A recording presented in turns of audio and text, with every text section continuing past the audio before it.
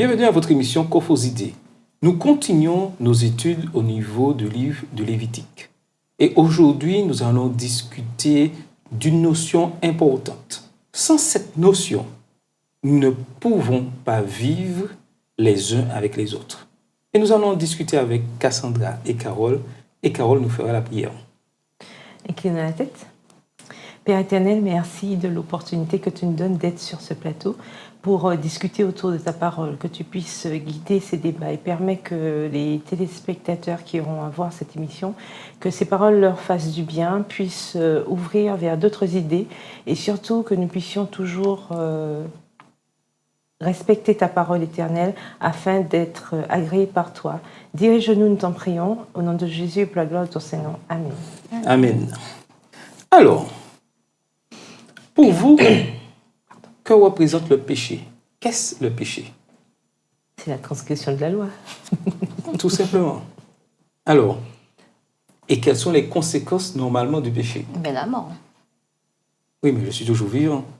Si... Mais Dieu, techniquement, tu es mort.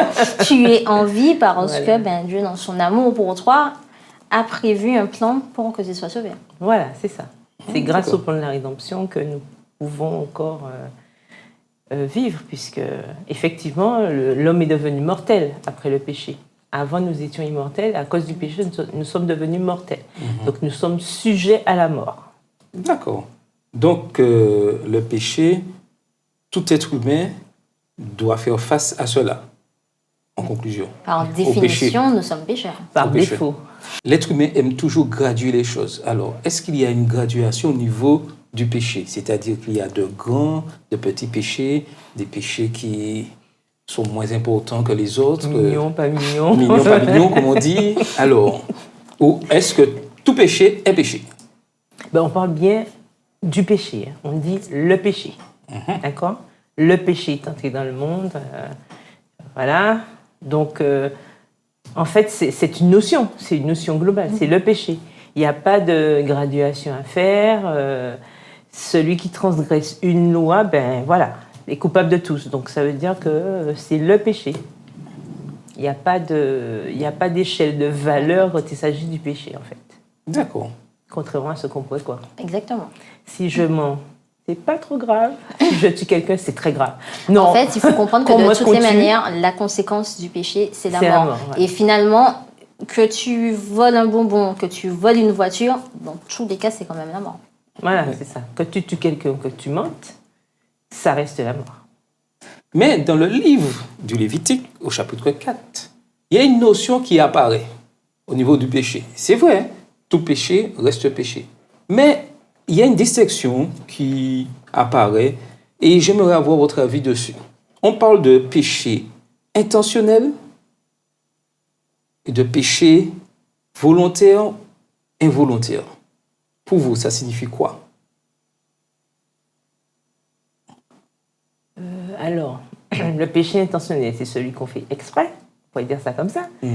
Et le péché involontaire, c'est celui qu'on fait par omission. On ne sait pas qu'on a péché. On a pu peut-être un regard blesser quelqu'un, mais on ne sait pas. On n'a pas fait ça dans ce but-là. Et parfois, justement, ce genre de péché crée des dissensions. Exactement. Et des quiproquos, on dirait ça comme ça, puisque la personne pense qu'on a voulu lui faire quelque chose alors que non.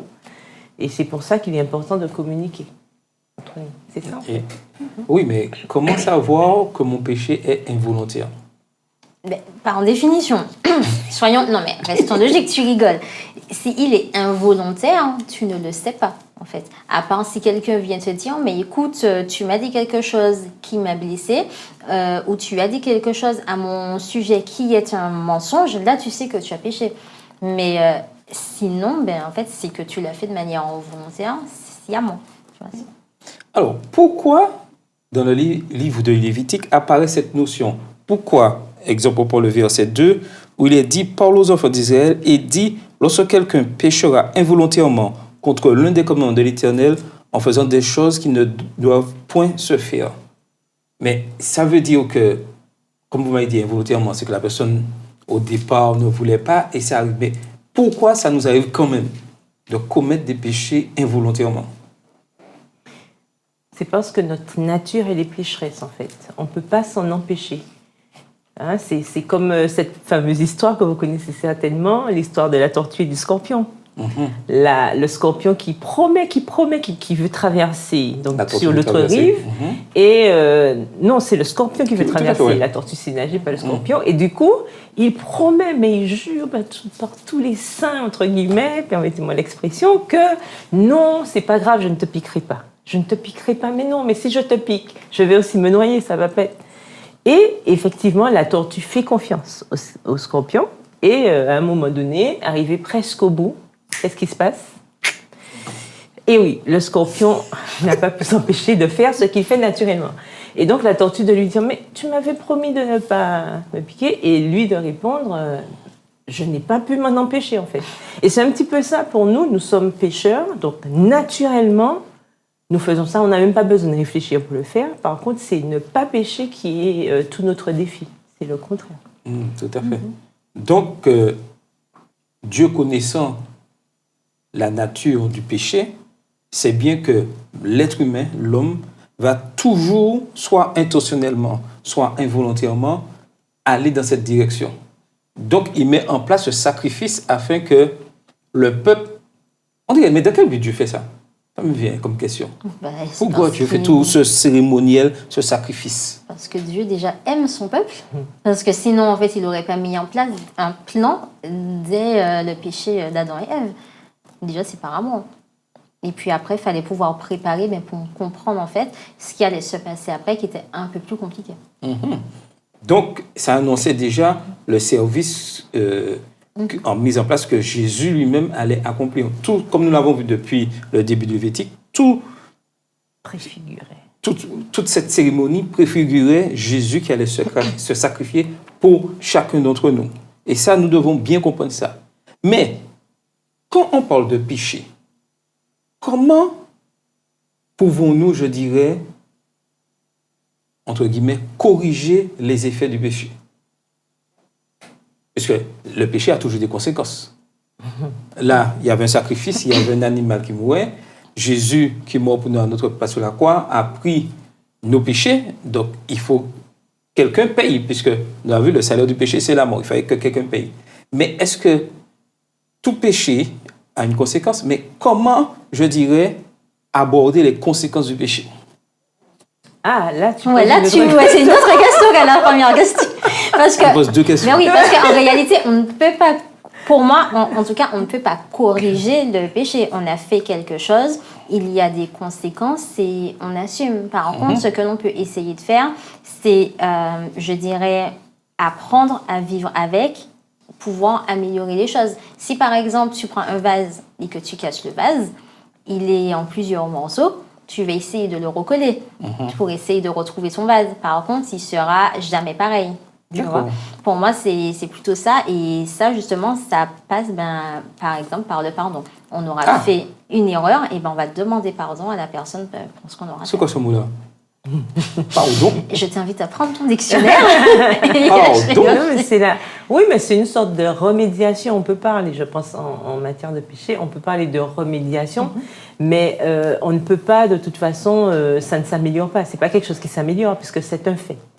Donc, on pêche ou on pêche pas, et puis voilà. Mais on peut, justement, notre objectif en tant qu'enfant de Dieu, c'est de pouvoir faire en sorte d'éviter cela au maximum. C'est quelque chose qu'on doit éviter. Donc, comme nous pouvons le faire intentionnellement ou pas, donc peut-être que le pas, on ne peut pas éviter puisqu'on n'a pas la main dessus, mais l'intentionnellement, on peut. Donc, si on peut déjà travailler intentionnellement, déjà, ça va aider peut-être à éviter le pas, c'est-à-dire le côté qu'on ne sait pas intentionné, quand on ne sait pas. Et je pense aussi elle parlait de cette notion du pardon. Le pardon, c'est Dieu d'abord qui nous a accordé le pardon, puisque le fait qu'il ait envoyé son Fils mourir pour nous sur la croix, c'est déjà un exemple clé du fait qu'il nous ait pardonné. Parce que s'il ne nous avait pas pardonné, il n'y aurait pas de plan de rédemption. Tout à fait. Donc du coup, je pense que de par cet exemple, nous pouvons voir que le pardon est quelque chose de primordial quand il s'agit de péché. On pêche, comme disait Cassandra, on demande pardon à Dieu, d'accord? Mais nous devons aussi apprendre à demander pardon à autrui, c'est-à-dire à notre prochain. Et puis surtout, quand on demande pardon, c'est parce qu'on a pris conscience finalement qu'il y a quelque chose qui n'allait pas. Donc, tu parlais de conséquences. On essaye justement d'agir pour ne pas reproduire la même chose. La même chose. Et il faut que ce soit sincère. Surtout. Donc, si je comprends bien, étant donné que l'homme peut dire, je dirais, ne peut pas vivre sans péché, si je dis que l'homme ne peut pas vivre sans pardon, est-ce vrai? Ben oui. Parce que l'un ne va pas sans l'autre. Déjà, quand on regarde bien, si nous sommes en vie à l'heure actuelle, c'est parce que Dieu lui-même nous a pardonné. Et tu vois, c'est là que l'on voit. Donc, on ne peut pas vivre sans le pardon. Parce qu'on fait, finalement, on fait au fil du moins. On est la suite de ce pardon que Dieu a. Si on est en vie, c'est parce que Dieu nous a pardonné Donc, à un moment donné. si je comprends bien, à l'heure actuelle, personne ne peut dire je n'ai jamais pardonné ou je n'ai jamais été pardonné. Alors, été pardonné, ça non, personne ne pourrait le dire. Oui, par contre, voilà. Par contre, je n'ai jamais pardonné. Ça, c'est chacun qui pourrait le dire. C'est ça. Oui, non mais attends. C'est ça. Si je veux suivre, je suis le Christ, il faut que j'apprenne à faire les mêmes choses qu'il a fait pour moi aux autres. C'est le principe. Oui, tu as bien dit, c'est un principe. Par contre, dans la réalité, c'est pas ce qui se passe. Ah bon? Ben attends, quand une voiture te fait une queue de poisson sur la route, est-ce que la personne s'arrête pour te dire pardon? Elle n'a pas le temps, c'est pour ça. Elle n'a pas le temps.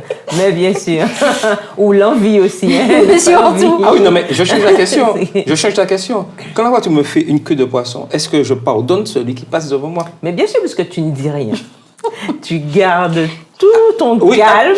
Oui, je dis rien. On n'a rien penses au entendu, mais est-ce que mon cerveau n'a rien dit? Voilà la question. Alors, oui, ça, tu es censé y travailler. Si tu le dis déjà, c'est parce que ton cerveau dit quelque chose. Hein, t'es sûr de te vendre comme ça.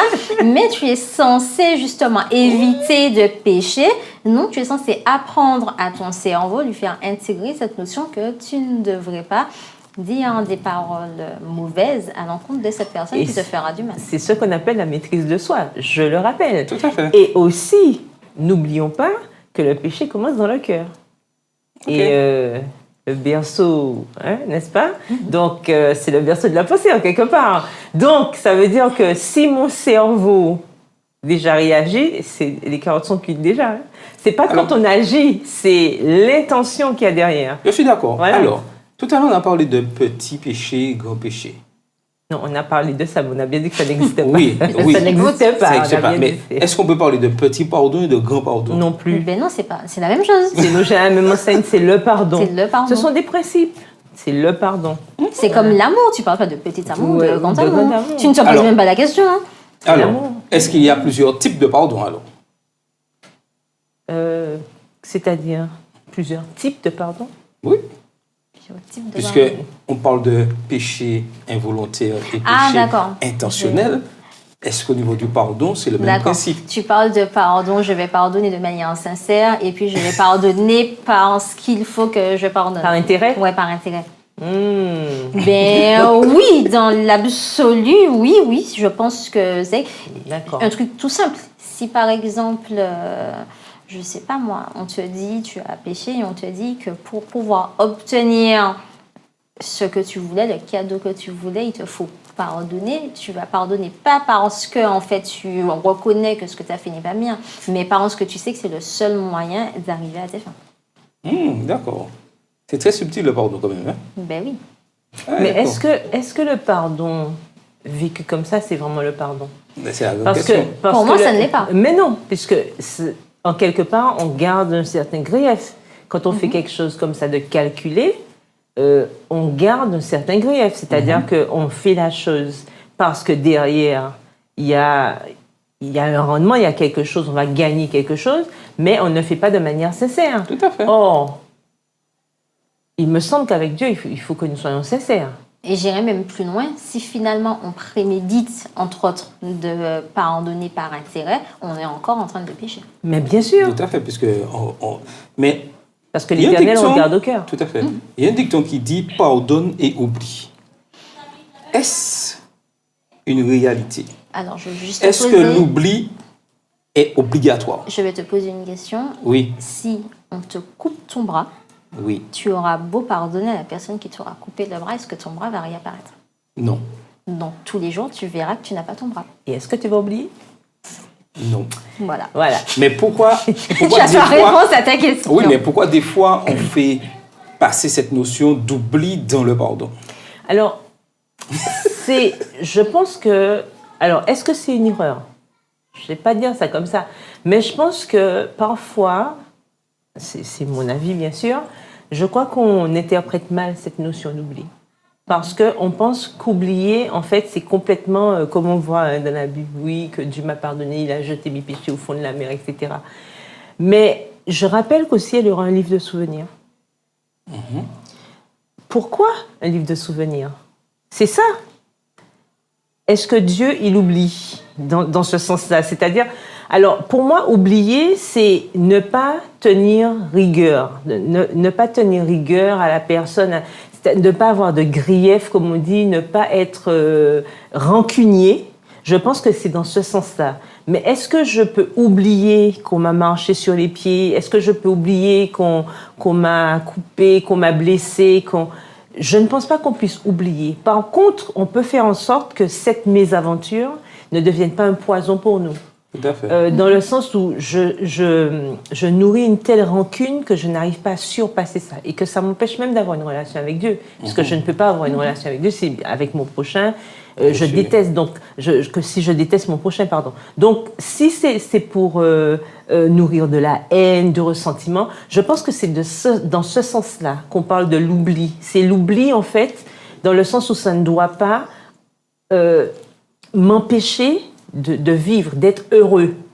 Parce qu'avec Dieu, c'est le bonheur, c'est la joie, c'est... Voilà. Je pense que c'est dans ce sens-là. Mais oublier et se dire que oui, ce n'est jamais arrivé, je ne pense pas, puisque, comme je disais tout à l'heure, les cicatrices, on m'a coupé, mais j'ai une cicatrice là. Est-ce que je vais oublier si on me demande demain, ah oui, mais comment tu t'es fait cette cicatrice? J'ai oublié? Non, il faut qu'on soit logique. Oui. On ne va pas oublier. Je dirais que c'est un abus de langage, en fait. Voilà, et puis même... Dans tout ce qui est scientifique, on voit bien, on a une mémoire et la moindre chose en fait qui va se passer, notre cerveau va l'intégrer et ça va rester dans notre mémoire. Et aussi facilement on va retenir quelque chose, en fait dans les études on nous dit bien que on va prendre beaucoup plus de temps en fait à finalement jeter une information parce qu'il y a toujours cette mémoire qui va fonctionner et qui va garder quelque chose. Et le subconscient, mais c'est un coffre-fort.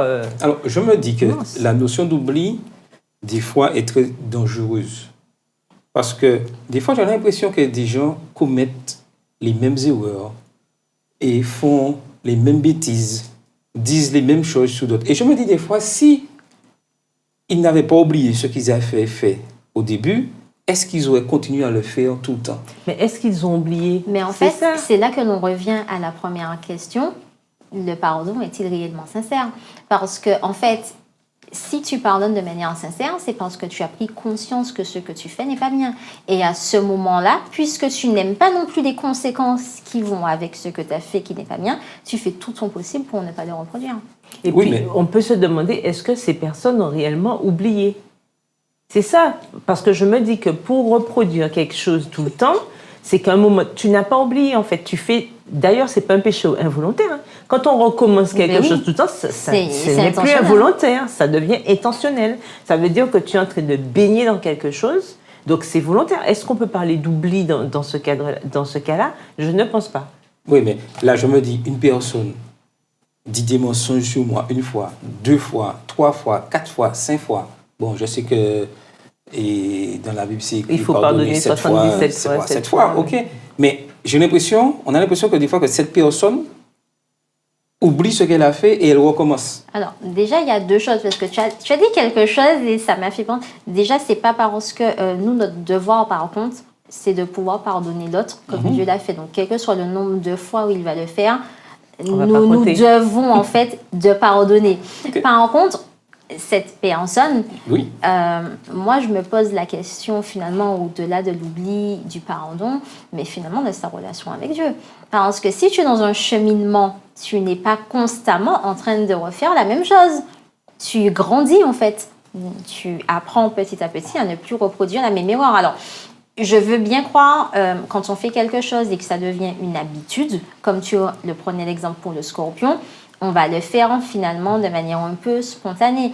Et on sait très bien que une habitude, ça prend du temps en fait. Pour se créer une habitude, ça prend du temps pour s'en défaire aussi. Je crois que ça prend plus de 3 mois pour se défaire d'une habitude.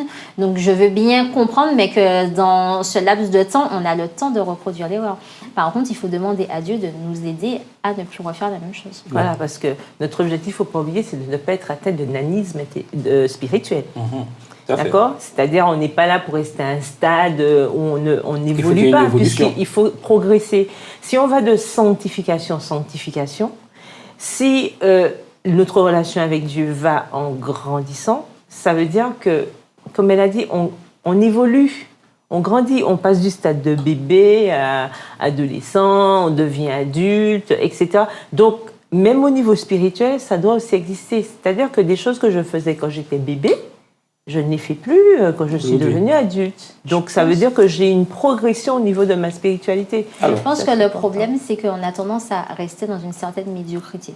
Et finalement, on va rester comme ça, à refaire les mêmes choses en se disant, de toutes les manières, Dieu va nous pardonner. Et puis, c'est pas grave. Après tout, l'Église, c'est fait pour les personnes malades, donc celles qui font des erreurs. Donc, c'est pas grave, mais il ne faut pas qu'on oublie que ce n'est pas notre objectif final. Oui, tout à fait. Mais aujourd'hui, au XXIe siècle, est-ce que le pardon est toujours d'actualité? Mais bien sûr. Bien sûr.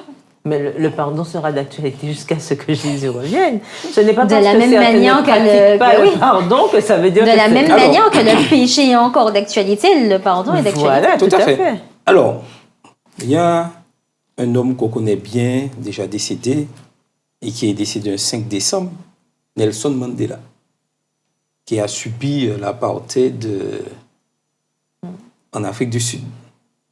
Cet homme aurait pu, je dirais, se rebeller contre son pays. Il est allé plutôt dans un cheminement de pardon et de réconciliation. Mais aujourd'hui, dans la société, on a l'impression que cette notion se perd et qu'on souhaite des choses du passé reviennent d'actualité et que des sanctions soient prises, un esprit de vengeance, tout ça.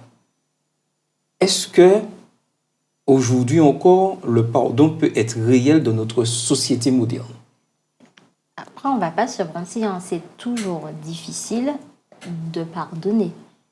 C'est pas quelque chose qui est inné en nous aussi. Quelqu'un va nous faire du mal, quelque chose qui va nous faire souffrir beaucoup, qui aura une atteinte sur notre vie, par exemple, sur notre famille, sur notre entourage. On aura du mal à pardonner. Et je pense, quand on voit tout ce qui se passe dans la société, je peux comprendre que finalement cette notion du pardon devienne beaucoup plus abstraite, qu'elle soit plus compliquée à mettre en œuvre. Après, moi, je pense que ça soit l'amour, que ça soit le pardon, que ça soit le péché, ce sont des notions finalement qui sont liées. Et si on met l'amour, notamment de Dieu, en premier lieu, on n'aura pas de mal à pardonner. Tout à fait. Mais aussi, je pense que il ne faut pas oublier cette notion, surtout nous, en tant qu'adventistes du 7e jour aussi, qui croyons aux prophéties, n'est-ce pas? Nous savons que ce monde court à sa perte. Donc, est-ce que ça existe? Ces notions-là, oui, vont toujours exister. Jusqu'à ce que Jésus revienne, ces notions seront là. Maintenant, est-ce que ces notions seront utilisées toujours et de manière constante et par tous? Ça, c'est une autre question. Parce que la Bible nous dit bien qu'à la fin des temps, les gens seront fanfarons, amis de l'argent, etc. Donc, en fait, il y aura toutes ces difficultés qui vont arriver. C'est-à-dire que l'homme en lui-même, déjà l'Esprit de Dieu va au fur et à mesure quitter la terre, donc les gens vont devenir un petit peu incontrôlables. D'accord ? Ce sera presque l'anarchie pour ceux qui n'auront pas cru en Jésus. Donc, on sait bien que l'homme, comme disait le philosophe, l'homme est un loup pour l'homme. Donc, ça veut dire que quand il n'y a pas Dieu dans la vie de l'homme, il devient comme un animal. C'est-à-dire qu'il ne se contrôle pas, il fonctionne à l'instinct et il fait n'importe quoi. Donc, maintenant, est-ce qu'on va voir ces choses-là? Est-ce qu'on voit ces choses-là se réaliser au fur et à mesure? Oui, malheureusement. Mais est-ce qu'on est surpris? Non. parce que Dieu nous avait avertis. Maintenant, par rapport à cela, comment nous, on doit réagir? Bien entendu, en tant qu'enfants de Dieu, nous devons adopter une attitude qui corresponde à ce que Dieu nous demande, d'accord? Parce qu'on nous demande d'être quand même le sel de la terre, on doit être un exemple, etc. On doit être la lumière du monde, donc on est censé être différent. Mais est-ce qu'on pourra empêcher ces choses-là réellement? Soyons réalistes. Si la parole de Dieu nous dit que ça va arriver, ça arrivera.